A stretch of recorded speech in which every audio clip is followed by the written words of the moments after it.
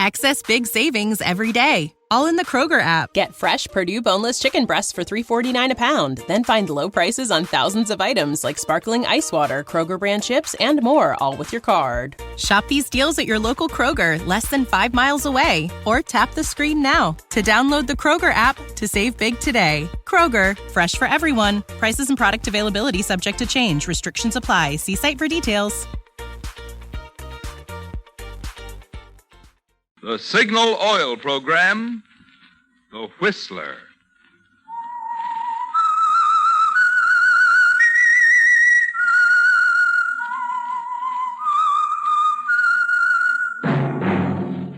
That whistle is your signal for the Signal Oil Program, The Whistler.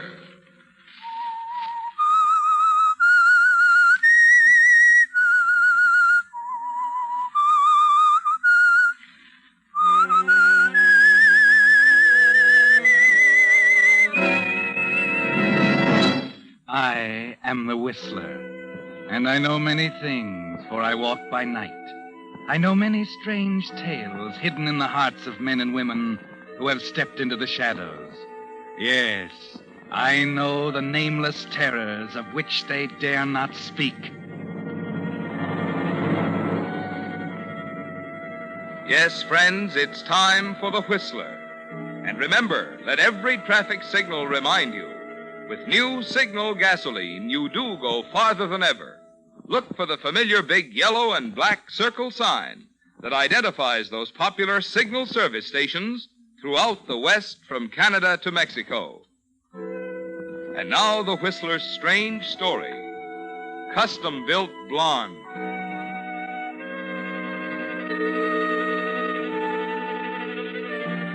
It was past midnight when Jerry Coonan left the cocktail bar with a tall blonde in a mink coat. On the way out, he gave the high sign to Red Stafford and Shorty Burton, sitting idly at the bar waiting for the tip-off. And as he guided her out the front door, he could see them quietly get off their stools and prepare to leave. Jerry chuckled softly to himself. The blonde was dumb and rich. The diamond pendant around her neck ought to bring 10,000 at least.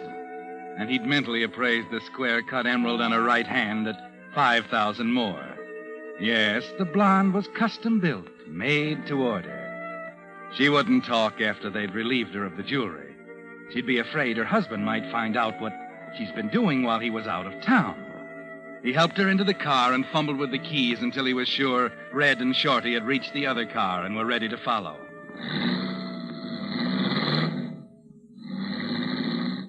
The blonde, meanwhile, was having herself a great time. Oh, Jerry, I can't get over that character in the bar. Really, after all. I got a million of them. They come out of the cracks when I whistle. Oh, you're precious, darling. How'd I ever get along without you? Hey, you better be careful. You're liable to give me the fathead.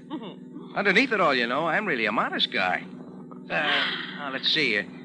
Oh, yeah. Here's where we turn. Oh, take it easy. Huh?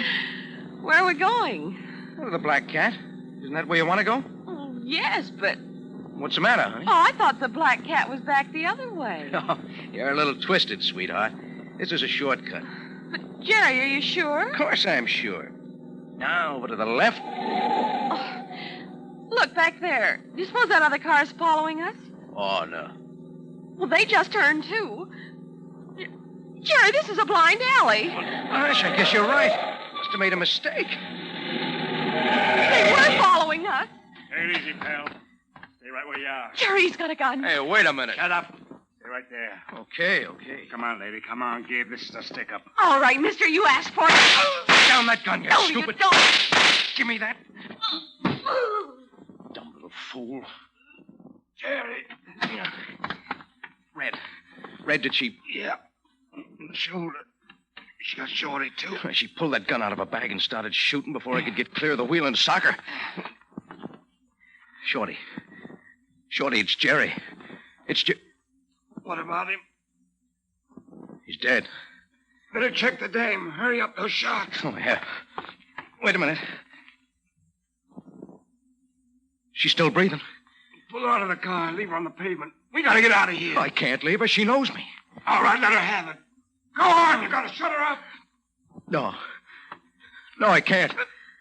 You got her. I'm not going to kill her, I tell you, Red.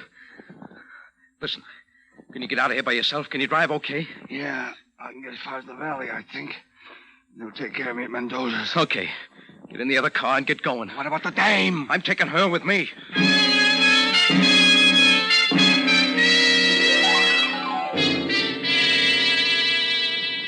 Yes, that's where you're a little different from the others, Jerry. The blonde is a problem, and Red had the easiest answer, but you can't kill. You've always known it, that you had the quickest, sharpest head of them all. But when the chips were down, you couldn't kill. So you take the blonde with you, watching her out of the corner of your eye as you drive towards your home in the suburbs. She lies back against the seat, relaxed as if she was sleeping, and there's an ugly gash on her forehead where you hit her. 10 minutes later, still cursing the woman's stupidity, you pull the car up the driveway and into the garage of your house. As usual, your wife, Madge, has left the doors open for you. You get out and race up the stairs to the inside door. Madge? Madge? Jerry, what? I just heard you come in. Oh, turn on the lights. Get something on quick. Your bathrobe, anything. Hurry. What's the matter? Oh, plenty. Everything went wrong. The blonde. What happened? Red and Shorty tailed us down the alley, but when they walked up to the car, she pulled a gun, started shooting. I had to hit her. Where is she? In the car, still out. Oh, where's your robe? Right here. Come on, we gotta hurry. Wait a minute. Jerry, is she... No. She's still breathing. I don't know what to do. I can't let her die. What about the police? I don't know. You could hear those shots for 2 blocks. Now, here. Hold the flashlight while I take a look. Yeah. Just a second. Oh, she's lying so still. Something wrong. Madge. Is she? Yeah. Dead. Jerry! We can't take her in the house. You better drive out on the highway. No, not yet. But you can't. I can't go running around the highways tonight. I'm going to need a first-class alibi when they get here. Who? The police. Come on, give me a hand. I'm going to lock her in the turtleback. And I'm going to call my brother. I need an alibi. Bad.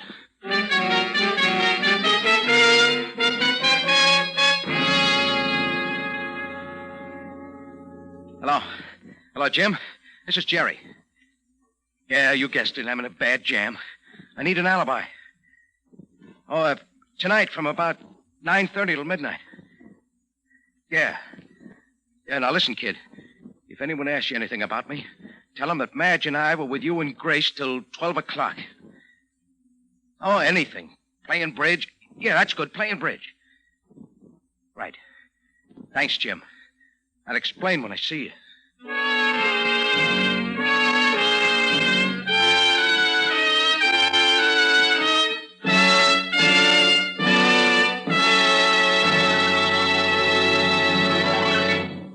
With the prologue of Custom-Built Blonde, the Signal Oil Company brings you another strange tale by The Whistler. If you've been reading the new car ads, and who hasn't, you've no doubt noticed the emphasis is being put on increased mileage, 25 to 30 miles per gallon from some of the new models. But why do you suppose this is? Is it because folks today are more interested in making their dollars go farther? Well, partly. But even more so, they're interested in the increased engineering efficiency which makes that greater mileage possible. And right there, friends, you have the reason why Signal Oil Company is so proud of the fact that you now go farther than ever with new Signal gasoline. You see, Signal's improved mileage is the result of increased power. Amazing new power. The same power that gives new Signal gasoline quicker starting, faster pickup, and quieter, higher anti-knock. That's why we say, look to your speedometer for the real proof of gasoline quality. You'll find that the gasoline that gets peak performance from your motor is the same new gasoline that now helps you go farther than ever. New Signal gasoline. And now, back to the Whistler.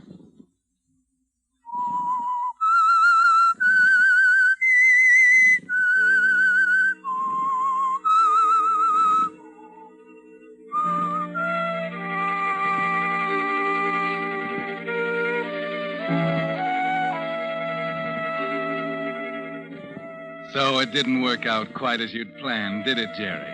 You got the jewelry all right. And with it, the body of the tall, stupid blonde woman who pulled a gun out of her purse at exactly the wrong time.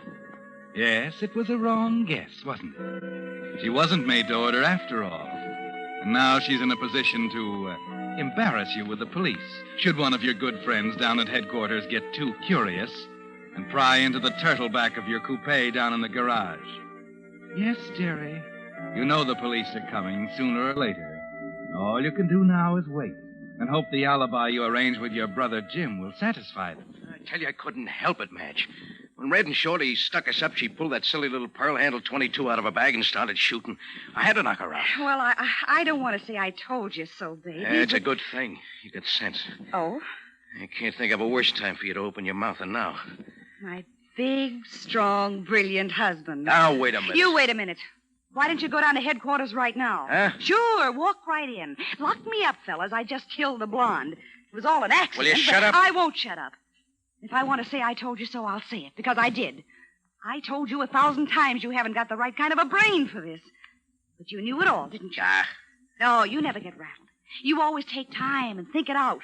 So now we've got the blonde in the turtleback, and we sit here and wait for the boys to come around and pick you up. Let me handle it, will you? Why? Tell me that, Jerry. Why? That tin horn alibi. Do you think they'll fall for that? If you had any sense, you'd drive out on the highway somewhere I told you I'm now. not driving out in any highways. She stays right here. Do you understand that? And if you don't like it, you can go, Madge. Yeah, that's the trouble. Huh? It's what it always comes to when we have an argument. I can go if I want to. But I never want to. Okay. What's that? Wait a minute. It's a police car. I knew it. 2 cops. One of them looks like Berg of homicide. Listen, get back into bed. Yeah. Hurry, let me handle this. All right, Jerry. You handle it.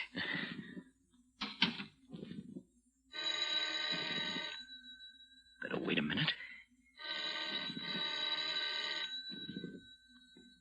Who is it? Police. Open up.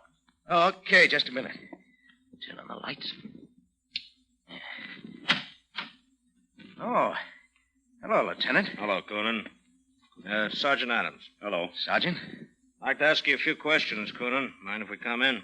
Well, not at all. Thanks.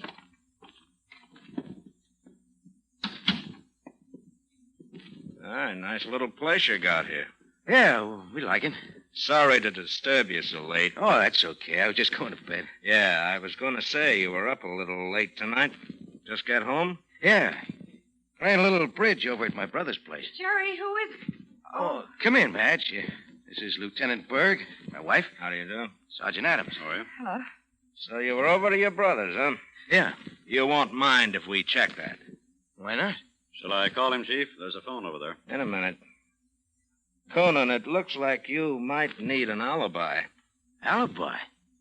What am I going to do with an alibi? Have you seen your pals, Red Stafford and Shorty Burton, lately? Not for a couple of days. Why? Oh, they weren't at the bridge party, huh? Any idea where they are now? I wouldn't know. Well, I'll tell you. Burton's in the morgue. Huh? And Stafford's at the emergency hospital getting blood transfusions. What do you mean? A car jumped the curb and crashed through a Signal Oil billboard about an hour ago. Stafford was crumpled over the wheel with a couple of bullets in him. Burton was sitting next to him, dead from a couple of slugs. Oh, that's awful. Gee, I'm sorry to hear that, Lieutenant. Yeah, tough, isn't it? I wonder what happened. Do you? Yeah, like I said. Yeah, like you said. You were playing bridge when it happened. You've been pals with those 2 birds for a long time, Coonan. What does that mean? Doesn't prove anything, of course, but when we found Stafford, he was still conscious, muttering to himself. He was calling your name. That's funny, isn't it? Not so funny. Well, maybe not. Maybe he wasn't talking about you. After all, there's lots of guys in this town named Jerry. Where's your gun, Coonan? I don't own one. Not even a little .22? Not even a .22. Well, I'll admit it sounds screwy asking a big he-man like you if he packs a .22, but that's what they were shot with. How about you, Mrs. Coonan? I never owned a gun in my life. You can search the place if you want it. You don't even need a warrant. I got nothing to hide. Thanks very much. So you just got back from your brother's, huh? That's right. A few minutes ago. Uh-huh. Where's your car? In the garage? Adams, go and have a look. Something wrong, Coonan? No. No, nothing wrong. Go ahead, Adams. Right. We've been watching you three birds pretty closely since that banker was knocked off 3 weeks ago. Red and I were in Chicago when that happened, Lieutenant. Yeah, I know. That's what you said. You're going to have to prove that. Oh, excuse me a minute, will you? What's your brother's phone number? Atlantic 2204. Thanks. Now I'll look it up. I just want to be sure I'm talking to him at his home, wherever that is. Conan James Ziff. Well, you're telling the truth so far. That's the number.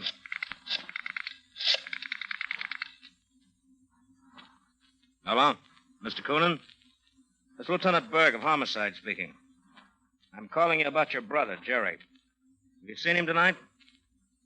No, he's all right. There's nothing wrong. All I want to know is if you've seen him.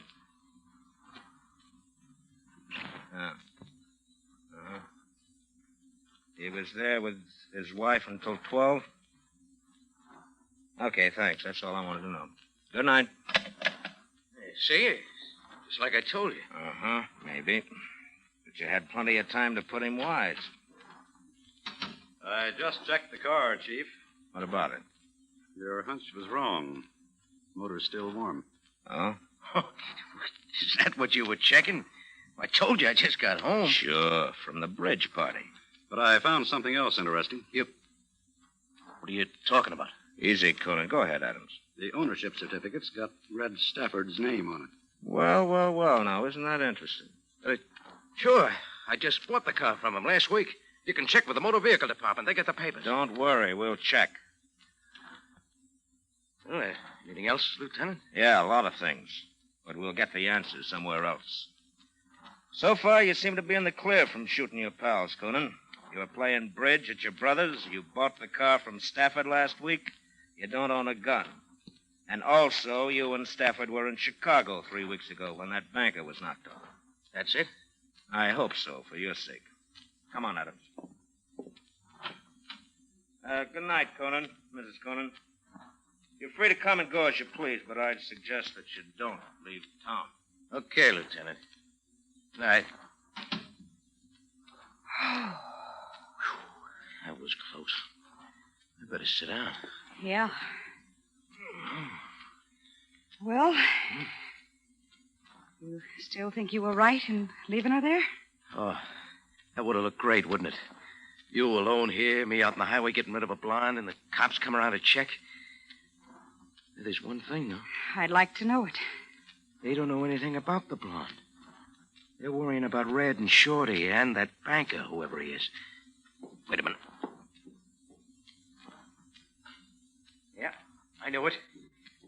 Berg had still another guy with him. There were 3. He's left them outside to watch the house. We'll be followed every minute from now on. Night and day.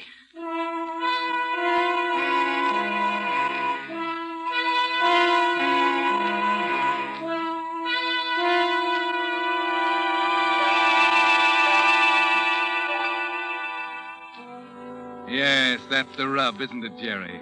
You got around one problem by coming directly home with a blonde in your car. But there's a tougher one now, isn't there? How can you get rid of her under the noses of the police with a special officer following you night and day? You lie awake all night thinking about it. How, Jerry? How can you do it? Then at 10 o'clock the next morning, it comes to you. I've got it, Madge. Joe Mendez. Who? He runs a repair garage, deals in hot cars on the side. He'll do anything for money. Sure. Yeah, if he can get another car just like mine. 39 green Chevrolet Deluxe Master Coupe. What are you talking about? Excuse me, honey. Got a phone call to make.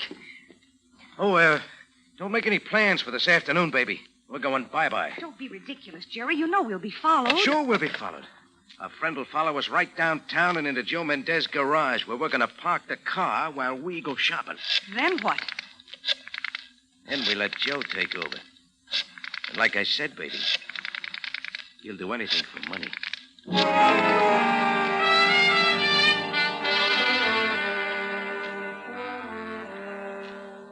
So you called Joe Mendez. And just as you predicted, the minute you mentioned money, he was your boy, wasn't he, Jerry? Yes, he'll arrange to have a green coupe in his garage exactly like yours, for a fee, of course. And best of all, he'll have it there this afternoon. It's 3 o'clock when you start out with Madge on the shopping trip. And you smile to yourself as you see the police car pull out from the curb and follow you downtown. Joe is all ready for you when you arrive.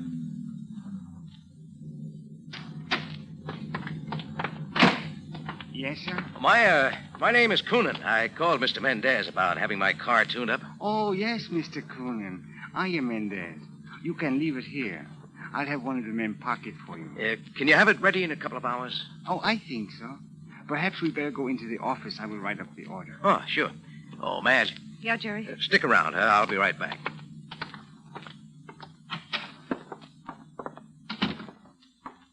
Did you get the car? Yes, he's out there in the line right now. What about this? Take it easy. I couldn't tell them apart myself. Where's the $2,000? Oh, here. Don't flash it. Your friend's out at the front door watching us. Oh, yeah. Now, listen. After we leave, switch the license plates. Switch the stuff in the dash compartment, everything. Here's the ignition key. Yeah. What about the turtleback? Never mind the turtleback. It's locked, and don't try to open it. Leave the key to the new car in the dash. We'll drive it home, leave mine here. How long? My brother will come for it later. Just leave it here and forget about it. Okay? Okay. See you later, Joe. We're going to take our friend out there on a shopping tour.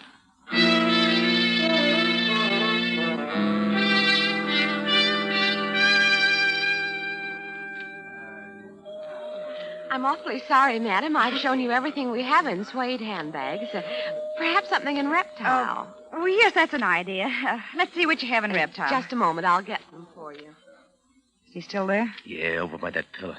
What about Jim? I'll call him tonight. Have him pick up our car tomorrow. We can get rid of the blonde in a couple of days after this blows over. I got a hunch Lieutenant Berg will be around tonight to really give us the once-over again. Oh, yeah. This seems to be the only thing we have in reptile. Would you like to look at it? Oh, yes, I'll look at it.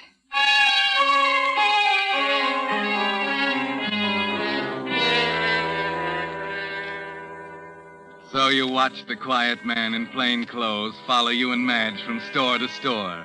And finally back to Joe Mendez's garage at the appointed time. You both walk in the door and then stand to one side waiting. Just a second, Madge. What are you... Hello, officer. Oh. You, enjoy the shopping trip? Oh, I almost lost you a couple of times. Where to now, Sonny? Home? Oh, that's my green coupe over there. Come on, Madge.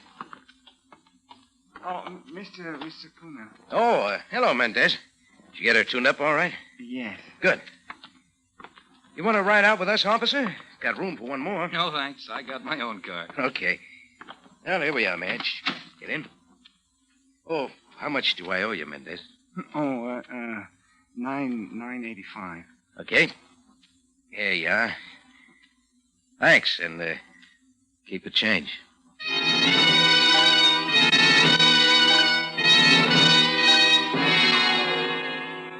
Well, Jerry, you're out of the woods now. The license plate's been changed, the contents of the dash compartment, everything. Yes, Mendez did a good job. An hour later, you're home, with the officer following just behind you.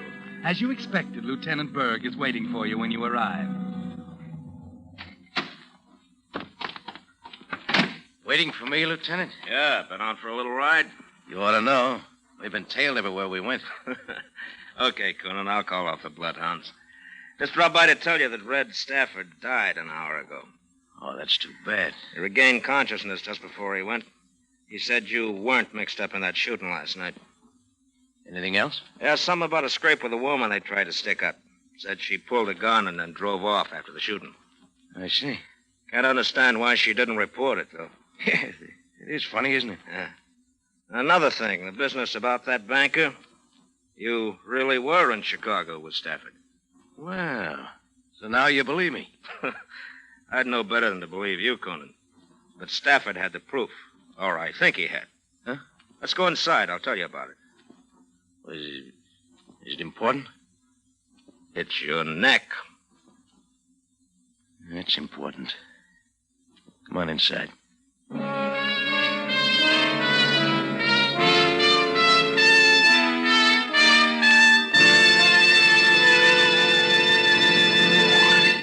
The Whistler will return in just a moment with the strange ending of tonight's story. Meantime, with reconversion still much in the spotlight, here are some facts I think you'll be interested in. You know, of course, the vital role that independent businessmen played in the building of America. And you know that today more and more men are expressing a desire to get into business for themselves. But did you know that our sponsor, Signal Oil Company, has for over 15 years sold its products only through independent businessmen, substantial, responsible men, who are so earnest about their business of serving the motoring public that they're willing to invest their own money in it. Naturally, signal dealers are carefully chosen for their ability and integrity, which explains why so many dealers have been with Signal Oil Company ever since the beginning, 15 years ago. So you see, there's a good reason why you find more conscientious, experienced men operating signal stations, and why signal dealers, with an incentive to build their own business, naturally give your car more thorough service that does help it run better and last longer. And now, back to the Whistler.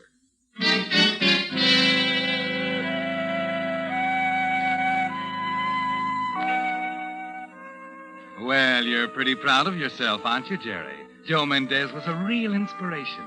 The Blond is resting quietly now in the turtleback of your car back in Mendez garage. And the substitute car outside is all ready for Lieutenant Berg, if he happens to get curious.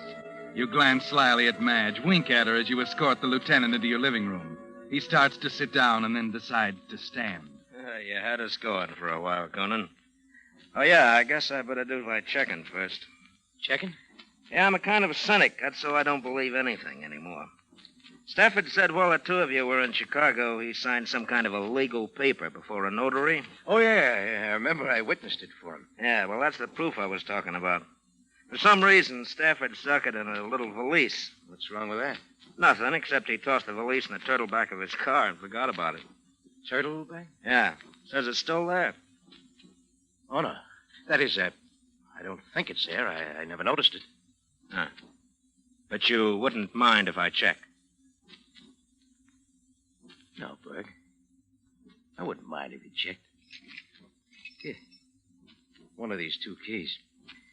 Help yourself. Thanks. I will.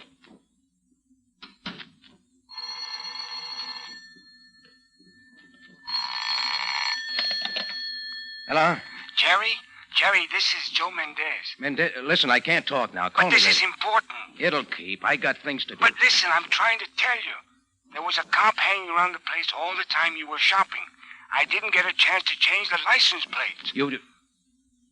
Wait a minute. What are you getting at? I'm saying I didn't make the switch. You still got your own car.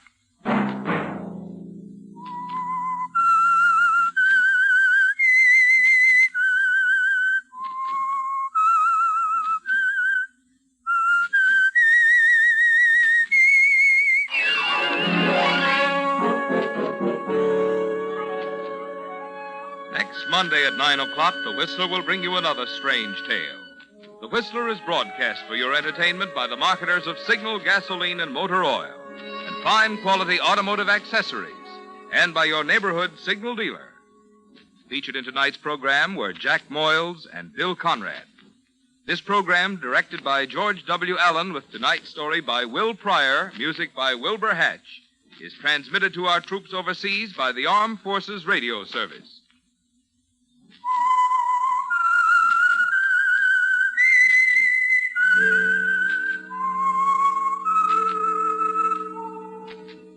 That whistle is your signal for the Signal Oil program, The Whistler. This is Marvin Miller speaking, reminding you to look for those familiar yellow and black circle signs that identify those popular Signal Oil stations throughout the West from Canada to Mexico. This is CBS, the Columbia Broadcasting System.